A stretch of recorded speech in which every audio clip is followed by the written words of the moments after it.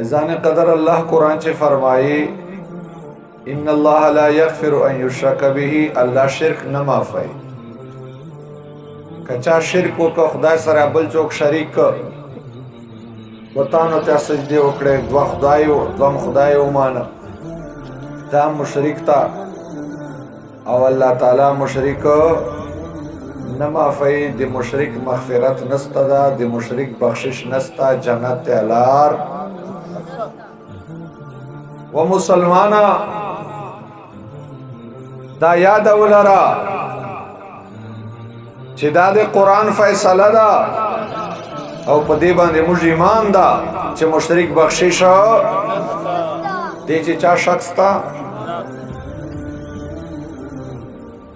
خو یوه خبر بلا ده او هم د زړه په تختې باندې لیکلو قابله ده او جند خلق خبر نظر انداز کوي. جند خلقو سبق ویر کړای دا د پانه یو مخوای او دا بل لوري ته نه دی کتلی. نیم سبق زده دا خدا نیمه ویر کړای دا او موږ کوشش کو چې پورا سبق تر زده. سبحان الله چې تاسو کنجوسی ما کوو.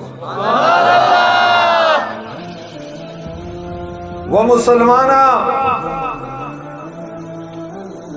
بغیر د شک شبه موږ ایمان دا چې مشرک بخشش نستا، مغفرت نستا، معافی نستا.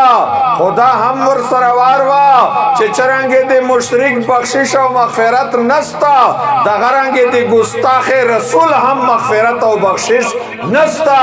مشرک کا جنت تلار نستا نو د ګستاخ رسول هم جنت تلار نستا.